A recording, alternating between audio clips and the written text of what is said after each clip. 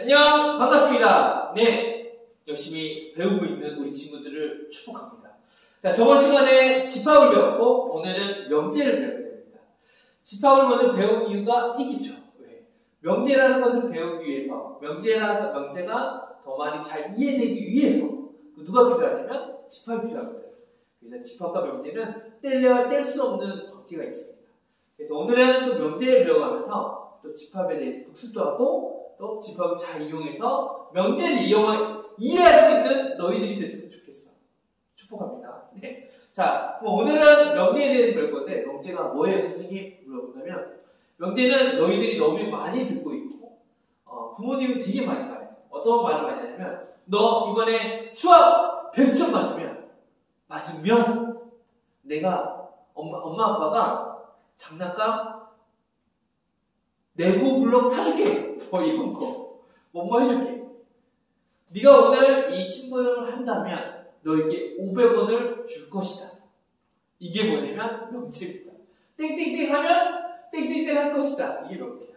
근데 명제는 집합과 관련이 많은 게 뭐냐면 집합도 객관적이고 명확해야지.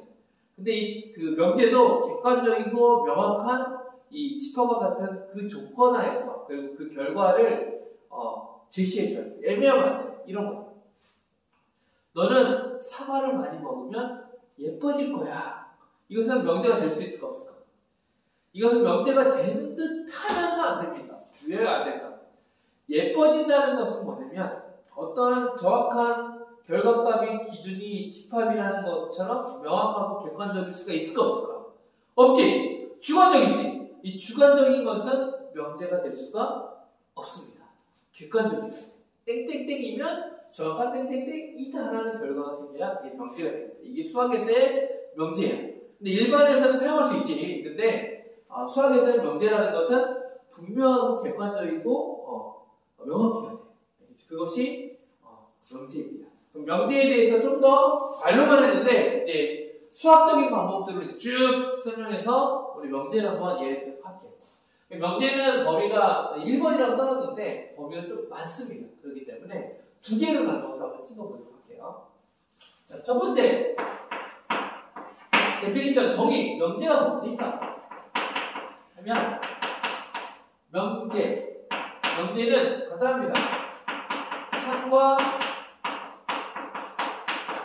거짓을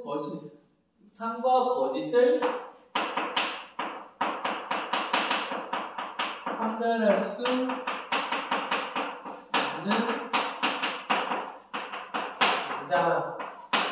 문장이나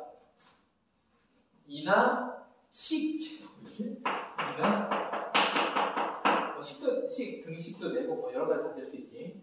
이게 뭐 명제는 참 우리 수학이니까 참과 거짓을 판별할 수 있는 문장이나 식. 그렇죠. 근데 수학은 이런 문장들, 길게 된 문장들을 이제 수식으로 이렇게 간단하게 표현하잖아요. 그치? 되게 그래서 수학이 좋죠. 네. 근데 이 명제에서 형식이 있습니다. 명제 형식이 있는데, 명제 형식은 항상 이렇게 돼 있습니다. 땡땡땡이면 땡땡땡 이렇게 표현합니다. 이게 명제의 형식이야. 그러면 땡땡땡 이면을 뭘로 넣냐면 이것을 여기를 뭐라고 하냐면 가정이라고 합니다. 땡땡땡 하면 네가 뭐뭐라면 뭐뭐이다 뭐뭐 하면 하고 뭐뭐 이렇게 가정을 표현하고 여기는 뭐가 되겠어? 가정과 그 가정에서 뭐가 생기겠어? 결과가 생기겠지. 결론. 가정과 결론. 결론이 되는데 가정과 결론. 그래서 가정을 보통 뭘로 넣으면 P라고 넣습니다. 그리고 결론을 뭘로 넣으면 Q라고 넣습니다. 이것은 조금 더 있어 보이는 수학적인 표현을 푼다면 P는 뭐가 돼요? Q이다. P이면 Q이다. 이것을 이게 수학적으로 명제를 이렇게 표시합니다. 이게 명제의 형식이에요. 이 명제의 형식은 두 가지를 돼. 뭐뭐이면 뭐뭐이다. 이런 식으로 나타낼 수 있다. 이것을 기억합니다. 그럼 예를 하나 들어볼게요. 예를. 이거 말고 우리 기하에서 많이 봤던 것 중에 하나는 정삼각형은 정사각형은 이등변 삼각형이다.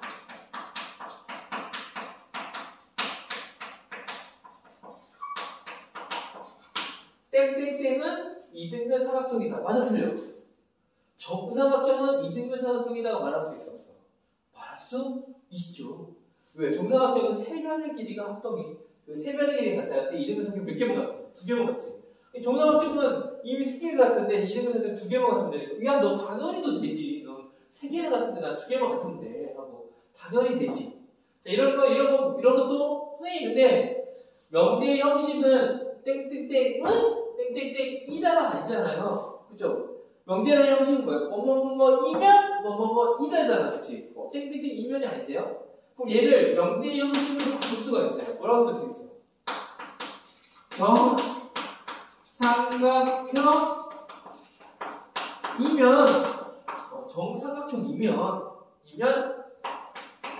이등변 삼각형 이다 이렇게 쓸 수 있지. 땡땡땡이면 땡땡땡이다. 정사각형이면 이등변 삼각형이다. 그럼 정사각형이 뭐가 되고 가정이 되고 결론이 뭐가 되는 거야? 이등변 삼각형이 되지. 이런 것도 될 수 있습니다. 또 하나 예를 한번 볼게.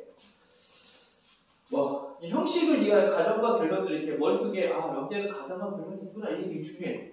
그것을 구분해서 생각할 수 있어야 돼. 무엇이 가정이고 무엇이 결론인지를 구분할 수 있어야 돼. 뭐 이런 것도 있지.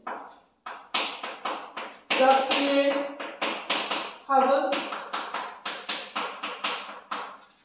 짝수이다. 짝수의 합은 짝수인가요? 짝수인가요? 짝수죠. 그렇죠. 짝수 2 더하기는 4. 다 짝수네. 짝수의 합은 짝수죠. 이것도 뭐 증명할 수도 있지만 짝수의 합은 짝수이다. 이렇게 할 수 있는데 그럼 얘를 명제로 바꾸면 얘는 짝수의 합은 짝수이다 돼 있으니까 얘도 뭘로 바꾸면 돼?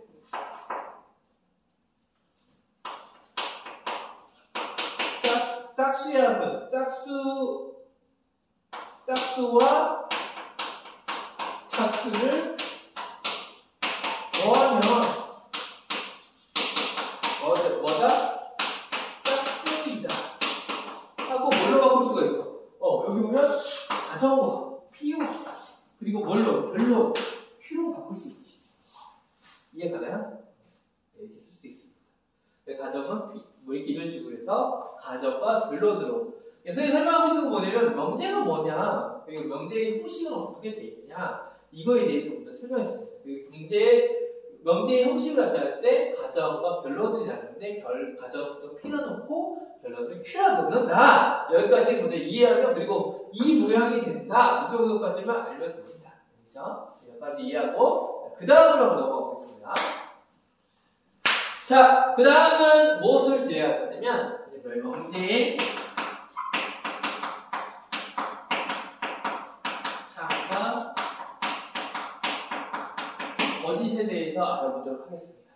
아까 그게 첫 번째 한 게 명제에 대한 설명이었다면 1번이었다면 가정과 형식이 1번이었다면 두 번째는 명제의 참과 거짓에 대해서 1번. 명제는 참이 될 수도 있고 거짓이 될 수가 있어. 이 참과 거짓을 어떻게 찾았냐? 찾는 방법이 뭐가 있냐? 아까 우리 정사각형은 이등변 삼각형이다. 이것이 참인지 거짓인지 어떻게 증명할 것이냐? 어떻게 찾을 것이냐? 이것을 알아보는 건데 먼저 명제의 참인 것을 알 수 있는 방법이 있습니다. 얘를 참인 것을 알 수 있는 방법이 뭐냐면 증명을 통해서 알 수가 있어. 그리고 거짓인 것을 명제가 너 거짓이야 하고 말할 수 있는 것은 뭐를 통해서 알 수 있냐면 발레라는 걸 통해서 알게 됩니다. 그럼 이게 뭡니까? 무슨 말이야, 선생님이? 명제는 참과 거짓으로 이렇게 두 가지로 결정이 되는데 그 중에서 참인 것을 알아내는 방법은 증명이고 거짓을 알아내는 방법은 뭐냐면 발레라고 합니다. 그럼 여기에서 증명이라는 뜻이 뭐라고 얘기를 했죠. 증명이 뭡니까? 약속된 증명이라는 단어의 뜻이 뭐예요? 용어니까. 용어의 정의가 뭐예요? 용어는 뭐냐면 얘는 알고 있는 사실. 사실은 우리가 알고 있는 사실은 우리 수학적으로는 우리 수학을 배우고 있으니까 수학에서는 사실은 뭐가 있냐면 공이라는 게 있고 정의라는 게 있고 정의라는 게 있어요. 그래서 알고 있는 사실을 통해 영재가 참임을 밝히는 것. 되게 길지. 증명이라는 건 뭐냐면 알고 있는 사실을 공리, 정의. 공리는 또 뭐고 정의는 뭐고 정의는 뭐예요? 물어볼 수도 있는데 공리라는 것은 유클리드라는 사람이 맨 처음에 그 수학자가 공리라는 것을 합니다. 이 수학이라는 게 뭐냐면 어떠한 절대적인 믿을 수밖에 없는 완전하게 믿을 수 없는 그 사실을 바탕으로 해서 수학이 차곡차곡 만들어지는 게 수학이거든. 그래서 공리가 되게 중요합니다. 이것이 기반이 없어서는 수학이 만들어질 수가 없어. 공리에서 대표적인 게 여러 가지가 있는데 기하에서의 공리, 또 다른 거에서 공리가 있는데 그 공리를 가지고 다른 것들 만들 수 있습니다. 두 점을 지나는 직선은 유클리드 한번 중에서는 두 점을 지나는 고든 직선은 몇 개밖에 없다? 한 개밖에 존재하지 않는다. 이런 것들 여러 가지 또 공리가 있는데 그 공리를 바탕으로 여러 가지 정리가 만들어지게 되거든. 그래서 우리가 정의는 뭐냐면 용어를 우리가 지금 정의를 내리고 있죠. 증명이 무엇인지, 명제가 무엇인지, 이등변 삼각형은 무엇인지, 정의 이등변 삼각형은 두 변의 길이가 같은 삼각형을 이등변 삼각형이 한다 하면 그게 이등변 삼각형의 정의야. 정의를 약속한 거야. 이게 정의는 뭐냐면 공리와 정의를 통해서 알아낸 사실이 있어. 새롭게 또 완벽하게 알아낸 사실을 정리하는 거야. 그래서 이걸 통해서 명제가 참임을 밝히는 게 뭐냐면 증명이다. 증명을 대표적인 한 가지를 해볼게. 그리고 발레는 뭐냐면 발레는 뭡니까? 아니면 발레는 예를 들면 예를 들면 쉬운데 말로 쓰면 그냥 명제가 거짓임을 나타내는 예. 한 가지 예, 한 개도 되고 이걸 예를 발레라고 합니다. 예라는 들었거든요. 증명에 대해서 영재에 참여할 때는 증명을 해줘야 돼요. 그리고 거짓일 때는 발레를 들면 됩니다. 그러면 증명은 어떻게 하면 아까 했던 것 좀 한번 볼게요. 먼저 이등변 삼각형을 들어볼게요. 그러니까 이등변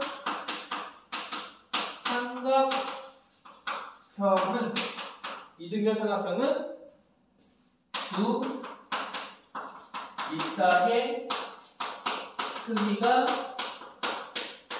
같다. 우리 명제 파트는 글쓰기 너무 많아. 그래서 힘들어. 이등변 삼각형은 두 밑각의 크기가 같다. 이게 무슨 말이냐면 우리 이미 알고 있죠? 선생님 이등변 삼각형은 두 밑각 크기가 당연히 같은 거 아니에요? 당연히 같은 게 아니야. 이것은 성질이야. 정리된 거야. 정리.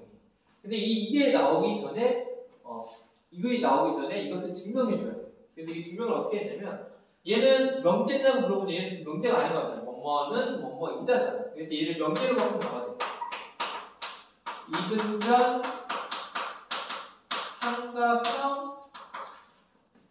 삼각형이면 두 밑각의 크기가 같다라고 생각해요. 뭐뭐이면 이등변 삼각형이면 두 밑각의 크기가 같다. 이게 가정이고 이게 결론이 되는 거죠. P면 Q다 이렇게 되는 거죠. 그럼 이등변 삼각형의 두 밑각의 크기가 같다? 그럼 이걸 뭐 해주면 돼? 증명해주면 돼. 증명. 진짜 그래? 왜 그래? 근데 그걸 증명하는 거야. 그걸 이제 수학적으로 증명하는 건 이거예요. 이등변 삼각형의 정의가 있어요. 정의가 뭐냐면 이등변 삼각형의 정의는 약속한 거야. 그렇기 때문에 그냥 진실이야. 사실이야. 이게. 그러면 진짜 사실은 뭐냐면 두 이등변 삼각형 두 변의 길이가 같은 거야. 그치? 이거밖에 없어. 이걸 가지고 이제 얘를 이제 증명해. 얘가 진짜야? 두 밑각의 크기가 얘랑 크기가 정말 같아? 물어보는 거야. 같은지 모르지 아직 모르니까 우리가 알고 있는 건 삼각형에다가 두 변의 길이가 같아. 이등변 삼각형이 말고 이게 가정이니까 얘랑 확실하죠. 이 가정이 있으면 예를 들면 할 수 있는 거 뭐냐 여기다가 선을 이렇게 쭉 그어줘. 이제 이 선을 그었는데 어떻게 그었냐면 2등분을 했어. 각의 2등분선 우리 그릴 수 있잖아. 이 2등분을 쭉 해서 그렸어. 그랬더니 삼각형은 몇 개 나와? 2개가 나와. 여기를 A, 여기를 B, 여기 C, 여기를 H가 할게. 그러면 삼각형 ABH와 삼각형 ACH가 있어. 이게 지금 증명하는 거야. ACH가 있는데 이 삼각형과 이 삼각형을 봤더니 얘는 둘이가 합동이 됩니다. 합동이 된다면 어떤 합동이 되냐면 우리 합동에는 SSS, SAS, 아싸, ASA 합동이 있잖아. 그럼 어떤 합동이냐면 여기는 공통이지. 그리고 여기와 여기 길이 같지. 그럼 SS 같지. 그리고 그 끼인각이 같으니까 얘는 무슨 합동이냐면 왜냐하면 얘는 무슨 합동이냐면 SAS 합동이야 하고 이렇게 설명하는 거야. 그럼 합동이 되면 결과적으로 어떤 결과가 생기냐면 대응하는 병과 대응하는 크기가 같아. 그래서 결국 뭐냐면 얘와 얘의 각이 어떻게 되는 거야? 얘와 결과적으로는 각 B와 각 C는 결과적으로 어떻게 되는 거야? 갖게 되는 결론이 생깁니다. 그래서 진짜 일본의 삼각형이면 두 밑각의 크기가 같네라고 이것을 지금 선생님이 어떻게 해주고 있어? 증명해주겠지. 그래서 선생님이 이거 설명할 때 보면 예전부터 무엇인가 꼭 정리가 나오면 이런 정리가 나오면 정리를 그냥 놔두면 안 돼. 이건 꼭 증명해줘야 돼. 그럼 왜 그런데? 하고 물어보자. 왜 그런데? 그게 증명의 과정이에요. 그래서 이게 참임을 나타내는 게 증명의 과정입니다. 이게 증명입니다. 그렇죠? 예를 하나 들어볼게요. 그러면 증명을 예를 들었다면 발레는 뭘까? 이런 거지. X는 그다음에 X는 뭐야? 그러니까 6의 약수는 12의 약수이다. 6의 약수는 10의 약수이다. 이것도 X이다. 3의 배수는 6의 배수이다. 자, 이건 참이야 거짓이야? 먼저 명제 맞아요? 이걸 이렇게 무슨 3의 배수는 뭐뭐는 뭐뭐이다 나있잖아요. 선생님이 가정과 결론이잖아요. 그러면 3의 배수 1 뭘로 바꾸면 돼? 3의 명제로 바꾸면 배수이면 6의 배수이다라고 바꾸면 되겠지. 그럼 얘는 3의 배수이면 6의 배수이다. 진짜 3의 배수 6의 배수일까? 선생님 될까? 3의 배수는 뭐가 있어? 3, 6, 9, 6의 배수는 6, 12. 근데 6이라는 수는 6의 배수 되는데 3의 배수 중에서 6은 6의 배수가 되는데 근데 3은 6의 배수가 돼야 안 돼? 안 되지. 그럼 여기에서 발레를 드는 거야. 발레로 뭐가? 3 어떻게 할 거야? 그리고 9 어떻게 할 거야? 이 많은 수가 있지. 근데 발 하나만 들어도 돼. 얘는 발레를 하나 들은 순간 뭐가 돼? 이게 참이 아니라는 것이 밝혀지지. 바로 거짓이 되어버리잖아. 이렇게 발레를 드는 거, 숫자적인 발레 하나씩을 드는 거, 그런 것들이 뭐가 되냐면 발레에 해당이 됩니다. 그래서 거짓을 증명하는 것은 보통 발레, 그리고 참인 것을 밝히는 것은 증명 이렇게 됩니다. 그래서 증명과 발레에 대해서 설명했어요. 선생님이 뭐 설명하고 있냐면 명제라는 게 있는데 명제는 어떤 거? 명제에는 형식이 있어. 가정과 결론. 그리고 명제는 항상 참과 거짓으로 나뉘게 돼. 그럼 참을 밝힐 수 있는 방법은 증명이라는 방법이 있고, 명제가 거짓음을 나타내는 것은 뭐냐면, 발레라는 것을 한 가지 찾아주면 명제가 거짓음을 밝힐 수가 있어. 하고 지금 그거에 대해서 배우고 있습니다. 알겠죠? 자, 그러면 이번에는 명제의 참과 거짓에 대해서 설명했고, 그 다음으로 한번 넘어가도록 하겠습니다. 자, 그 다음 세 번째. 세 번째는 이제 뭘 배울 거냐면 집합과 명제의 관계를 통해서 뭘 배울 거냐면 관계를 통해서 T와 F를 찾아봐. 참과 거짓을 찾는 방법이 뭐가 있다고 했어요? 아까 증명과 발레가 있는데 그거 말고도 집합으로 바로 찾을 수 있는 게 있습니다. 그걸 한번 해볼게요. 예를 들면 이제 참과 집합 관계에서 뭐냐면 이런 겁니다. 뭐냐면 3의 약수이면 이게 약수 이게 있어. 쉬운 걸로만 할게. 우리 쉽게 이해하면 되잖아. 뭐 또 어렵게 갈 필요 없잖아.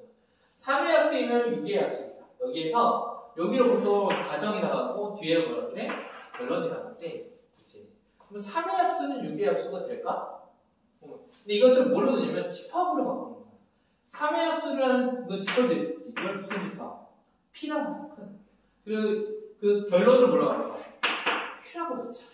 얘를 이 부분을 뭘로 넣고 P로 넣고 여기 좀 더 아름답게 쓰기 위해서 가정은 P로 넣고 여기 결론 부분을 뭘로 넣자? 집합 Q로 나타내자 하는 거야. 그러면 P라는 가정은 뭐가 되냐면 X는 3의 약수 그리고 Q라는 가정은 X는 6의 약수 조건의식으로 이렇게 나타날 수 있지. 이게 또 원선할거 바꿔주면 1, 얘는 1, 2, 3, 6 나타내지. P, Q 이렇게 되지. 근데 얘네들을 자세히 봤더니 얘를 벤달리언 그램으로 나타내면 Q는 요만한데 P라는 친구는 여기 쏙 들어가 있지. 왜? 1, 4 여기는 얼마가 돼? 2, 6 나머지가 있지. Q는 이걸 다 포함하잖아. 근데 P가 커, Q가 커. P가 커, Q가 커. 그치? Q가 크지. P는 Q의 부분 집합이 되잖아. 그치? 그러니까 누가 적은 거야? P는 누구에 포함돼? Q에 포함이 되지.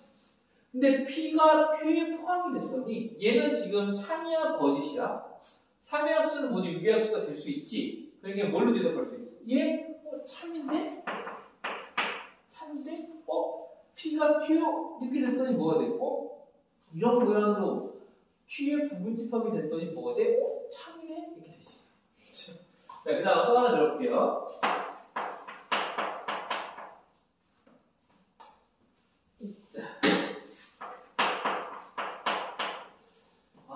기하를 할까? 4의 이걸 또 숫자보다는 다른 걸 할게. 기하적으로 할게. 아까 했던 것 중에 하나 해볼게요.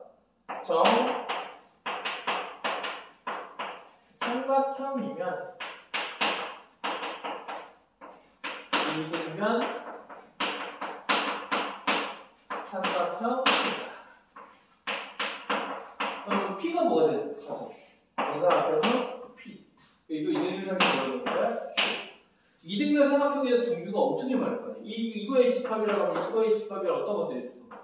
이렇게 생긴 이등변 삼각형, 널찍하게 생긴 이등변 삼각형 엄청나게 이름을 막혔지. 그리고 P라는 집합은 정사각형의 작은 거, 큰 거, 뭐 되게 점점 얘도 뭐 이렇게 따지면 그림으로 집합을 만든다면 무한히 더 엄청 많겠지. 그런데 결과적으로는 뭐가 되냐면 이등변 삼각형은 정사각형도 포함하게 되기 때문에 얘네들이 포함 관계를 보게 되는 거거든. Q 이등변 삼각형은 요걸 하면 정사각형은 어디에 들어가겠어? 이 안에 또 들어가겠지. 결과적으로 얘도 모양이 어떻게 되냐면 P는 Q 이런 모양이 되겠지. 그럼 선생님 이것도 근데 참이야 거짓이야? 참이었지. 이거 참이었어. 그럼 이걸 통해서 알 수 있는 건 뭐냐면 가정과 결론, 명제라는 것을 집합으로 이렇게 놓고 봤더니 어떠한 특징이 있냐면 얘가 이 가정이라는 친구가 가정이 결론에 이게 뭐냐면 가정이라는 이 범위가 결론 안에 포함되는 수적인 의미에서 그 범위로 따졌을 때 이렇게 포함됐을 때 이게 뭐가 되는 거야? 이럴 때는 뭐가 된다? 얘는 참이 된다. 이런 결론이 생깁니다. 이해가나요? 그래서 결과적으로 어떤 꼴이 되냐면 우리가 가장 먼저 P는 Q꼴이 되는 거야. 그치? 그럼 이 말은 뭐냐면 P가 Q가 되면 이게 포함 관계가 되면 이게 안에 포함이 되면 얘는 뭐가 되는 거야? 참이 되는 거야. 얘를 이렇게 나타낼 수가 있어. 근데 이게 만약에 성립이 되면 얘가 맞으면 얘가 성립하면 잘했을 때 뭐가 되는 거야? T가 되고. 근데 이게 만약에 P와 Q에서 이걸 포함하지 않으면 부분 집합이 아니야. 그럼 어떻게 되는 거야? 성립하지 않지. 이게 성립하지 않으면 얘는 뭐가 돼? 얘는 결과적으로는 이런 결론이 생깁니다. 집합관계, 지금 명제라는 것은 집합이라는 것을 끌어와서 그걸로 설명한 거야. 집합에서 가정에서 결론이 생기면 이 가정과 결론이 있을 때 결론이 더 크게 되면 t가 되고 결과적으로는 가정이 더 큰 범위로 되게 되면 이건 맞을까 틀릴까? 얘는 F가 되는 거지. 뭐 이렇게 설명할 수도 있고 T에서 Q를 가는데 성립은 T가 되고 P가 Q가 이게 분집합이 아니면 F가 된다. 혹은 이렇게 쓸 수도 있지.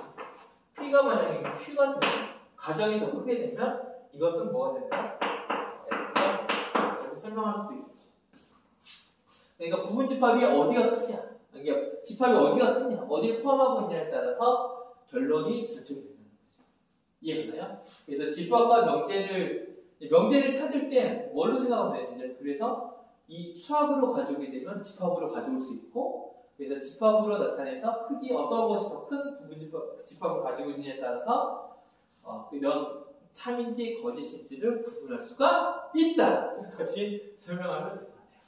이게 집합과 명제의 관계에서 보는 참과 거짓입니다.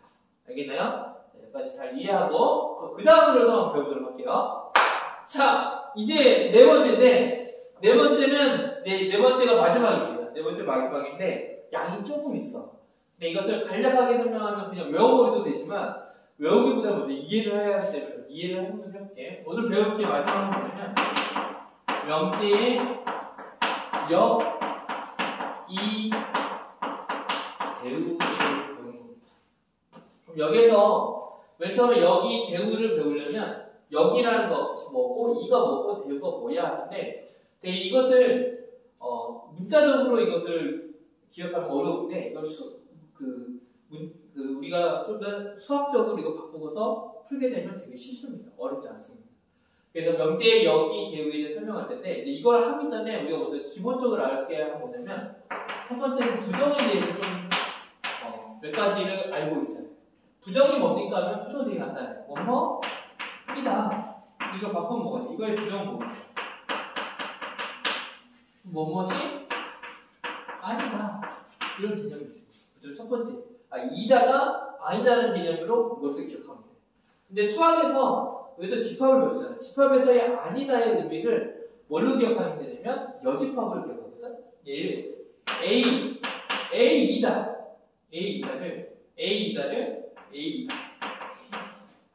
A이다를 부정하게 되면 뭐가 되냐면 A가 아니다. 이렇게 할 수도 있잖아. 그치? 근데 부정에서는 A에 뭐라고 쓰냐면 여집합. A가 아니다라는 표현 뭐냐면 집합에서 A가 있으면 A가 여기가 A이다. 그치? 근데 이거에 부정을 하게 된다면 뭐가 되냐면 A가 아니니까 A를 뺀 뭐가 되는 거야? 나머지가 되니까 이 나머지를 뭐가 돼? A를 뺀 나머지. 이게 뭐가 되냐면 A의 여집합. 그래서 부정을 너희들이 기억할 때 무엇이다를 뭐뭐 아니다라고 생각하면 되고 또 하나는 뭐냐면 어떤 A이다는 것은 A 나 자신을 뺀 나머지를 이렇게 생각하면 됩니다. A의 여집합이 돼. 이게 왜 중요하냐면 이렇게 되는 겁니다. 수학적으로 또 다른 등고랑 부등고를 따지게 되면 먼저 x라는 애가 1이다. 그럼 이거의 부정은 뭘까?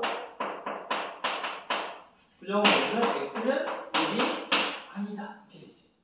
또 x가 2보다 크다. 이거의 부정은 뭐가 돼? x는 2가 부정은 2보다 크지 않다잖아. x는 2보다 크다는데 크지 않다. 크지 않다는 건 무슨 말이야? x는 2보다 작거나 같다는 거지. 우리 예전에 부등호 외울 때 크다 할 때 크지 않다. 크지 않다는 작거나 같다라고 썼잖아. 이걸 이해를 잘 못할지 이렇게 생각하면 돼. x는 2보다 크다면 이쪽이 있어. 그러면 이거의 부정은 뭐야? 부정이라는 건 뭐냐면 수학에서는 내가 2보다 큰 수였는데 그걸 뺀 내가 아닌 거. 내가 아닌 거가 되는 어느 부분이 되냐면 요 부분이 되는 거예요. 요걸 색칠하면서 요쪽 부분이 뭐가 되는 거야? 이거의 부정이 되는 거야. 이걸 머릿속으로 기억 잘 해야 돼. 알겠죠? 그래서 아까 했던 것처럼 이제 문제를 조금 더 주어지면 부정이라는 건 뭐냐면 집합에서는 여집합이라고 기억을 하면 되고, 그리고 수학에서는 이런 거, 그리고 부등호로 따졌을 때는 이런 부등호를 바꿀 수 있다. 자, 그러면 부정에서 중요한 게 하나가 있는데 뭐냐면 또는이지. 또는을 부정하면 뭐가 되냐면 그리고 그리고 그리고를 부정하면 뭐가 될까요? 부정하면 되면 또는이 됩니다. 또는을 부정하면 그리고 되는 부정은 또는이 돼요. 이걸 뭘로 설명하냐면 이건 집합으로 설명할 수밖에 없는데 우리가 A 교집합 B라는 친구는 뭐였냐면 X라는 애는 A and B X라는 애는 B라는 애 이렇게 포함이 돼 있지. 이게 무슨 말이냐 하면 우리 그림에서 A와 B가 있고 전체 집합이 이렇게 있을 때 A 교집합 B는 뭐 어디가 돼? 여기부터. 그리고라는 건 뭐냐면 A도 되고 B도 된다는 거죠. 그럼 이거의 부정 A 교집합 B의 부정은 뭡니까? 그러면 얘는 그림으로만 좀 나타내면 먼저 부정은 뭐가 되겠어? A와 B를 뺀 나머지 이 바깥쪽인 노란색 부분이 뭐가 되는 거야? A 교집합 B의 여집합이 되겠지. 그러면 얘를 요거로 쓰면 뭐가 되냐면 X는 A가 아닐 수도 있고 또는 X는 B가 아닐 수도 있다. 이 말로 부정이 붙습니다. 부정이라는 건 뭐냐면 X는 A라는 집합인데 X는 포함되는 원소야 하니까 이거의 부정은 당연히 뭐겠어? 아닌 거. 또 얘도 이거에 아닌 거가 됐어. 그치? 그런데 여기 또는이라는 건 뭐냐면 또는 뭐냐 이것도 아닐 수도 있고 또 여기 이것도 아닐 수도 있어. 근데 꼭 두 개를 만족해야 하는 건 아니하잖아. 또는이라는 뜻이. 이걸 수도 있고 이걸 수도 있어. 나는 사과 또는 배를 좋아해. 이 말은 나는 사과만 선택해서 좋아할 수 있고 배만 선택해서 좋아할 수도 있고 둘 다 선택해서 좋아할 수도 있는 거거든. 또는이라는 말이 그런 거잖아. 둘 중에서나 한 가지를 선택해서 좋아할 수 있어. 얘 똑같은 것처럼 and는 그래서 집합을 그리다 보면 이런 꼴이 나오게 되고 부정이 얘를 이런 꼴로 나타냈을 때 이런 게 된다는 거. 선생님이 말하고자 하는 건 뭐냐면 and 그리고는 뭘로 바꾼다? 또는 이렇게 오어로 바뀐다. 이걸 기억하면 돼요. 그래서 이걸 좀 더 다시 쓰면 어떤 집합에서 A 또는 이렇게 나왔을 때 얘를 부정하게 되면 X는 A에 포함이 안 되고 and X는 B에 포함이 안 되고 뭐 이런 식으로 또 X는 A에 포함이 되고 and X는 B에 포함되는 건 교집합이고 얘는 합집합인데 얘의 부정은 또 뭐가 되냐 하면 X는 A에 포함이 안 되고 그리고 또는 X는 B에 포함이 안 된다. 이런 식으로 해서 나타낼 수가 있다. 선생님이 말하고 하는 뭐냐면 부정을 할 때 또는이 나올 때는 그리고로 바뀌고 그리고를 할 때는 또는으로 바뀐다. 이거 그림으로 좀 더 설명하면 이렇게 나오게 되는데 이것을 그려보고 얘에 대해서 좀 생각해보면 됩니다. 그래서 우리가 드몰간의 법칙이라고 해서 예전에 배웠었잖아. 그래서 A 교집합 B의 여집합은 원래 A 교집합 이거 뜻은 뭐냐면 X는 A and X는 B 이거였잖아. 그치? 그럼 드몰간의 법칙을 딱 하면 얘는 뭐가 바뀌게 되나요? A 여집합 그리고 합집합 B의 여집합이 되지. 근데 얘를 잘 조사해보면 뭐가 되냐면 A의 여집합이란 뭐냐면 X는 A에 포함이 안 되고 B의 여집합이란 건 뭐냐면 X는 B의 여집합이 안 된다. 이 말이야. 그리고 합집합은 뭘 줄게? 또는 이렇게 됐어. 이런 식으로 드몰간의 법칙을 생각하면 돼. 여집합. 그래서 and는 or 그리고 or는 and 이렇게 바뀐다. 이게 부정입니다. 부정을 알아야 부정에 대한 개념을 정확히 알아야 이 대우에 대해서 이제 할 수가 있습니다. 자, 그러면 여기 대우에 대해서 이제 설명해 줄게. 예를 하나 들어주겠습니다. 2의 약수는 4의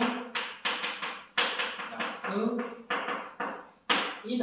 이렇게 되는데 2의 약수는 뭐라고 하냐면 얘를 P라고 하고 4의 약수를 Q라고 하냐면 첫 번째 명제는 어떻게 그리시냐면 P면 뭐다?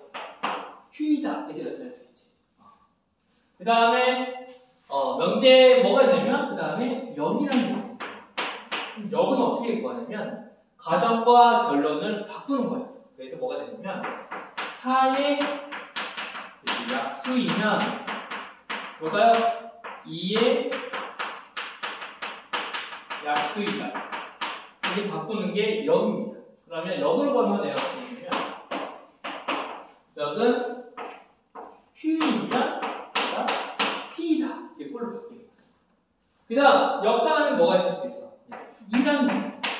2는 뭡니까 하면 2는 부정이야. 근데 부정이 돼서 되면 가정과 결론을 따로따로 각각을 부정하는 거야. 그래서 뭐가 되냐면 2의 약수가 아니면 뭐가 된다?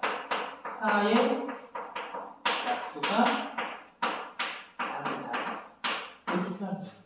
그럼 얘를 2라고 표현하면 2는 뭐가 되냐면 not P는 not Q이다. P가 아니면 Q가 아니다. 이렇게 표현할 수 있어.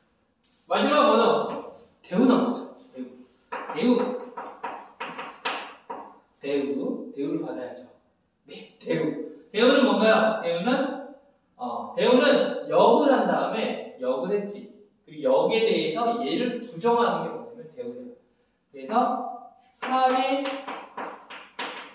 약수가 아니면 2의 약수가 아니다. 이렇게 되는 겁니다. 그럼 얘는 어떻게 되는 거냐면 얘를 대우라고 하면 대우는 not Q, not Q이면 not P이다. 이렇게 나타나요. 이걸 역의 관계, 2의 관계, 대우의 관계라고 합니다.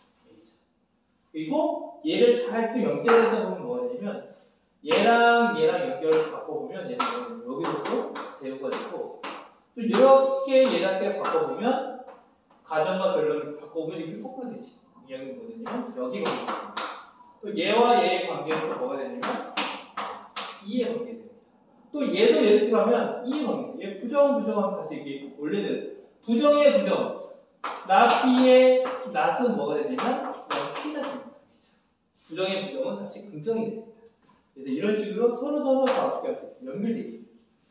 이 표를 외울 필요는 없어. 근데 여기 뭐고, 이가 뭐고, 대우가 뭐지. 역은 가정과 결론을 바꾸는 거.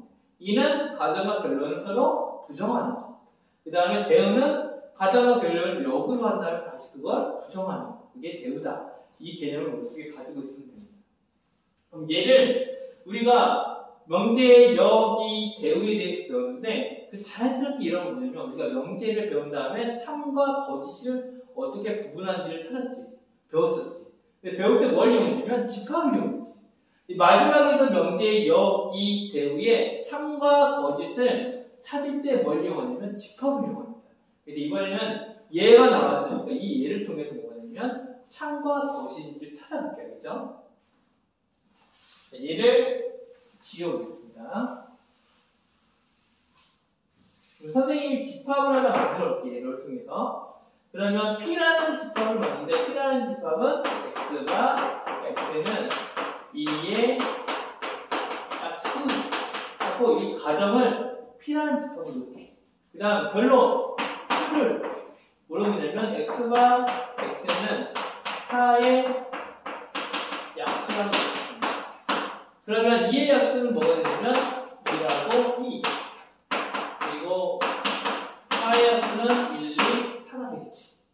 근데 이게 숫자가 전체 집합이 전수가 되면 너무 커지기 때문에 선생님이 제안을 좀 전체 집합을 1, 2, 3, 4, 5라고 하겠습니다. 그러면 이거에 대해서 명제 명제와 역과 이와 대우의 참과 거짓을 한번 이야기해볼게. 먼저 명제 P면 Q였지. 근데 얘를 집합으로 바꾸면 P, Q 이렇게 되면 뭐가 된다고 했어? 이걸 성립하면 P가 Q의 부분집합이 되면 참이 된다고 했지. 그럼 P가 Q의 부분집합이 되나? 이걸로 보면 좀 헷갈리니까 뭘 그려 우리 벤다이어 그려보지.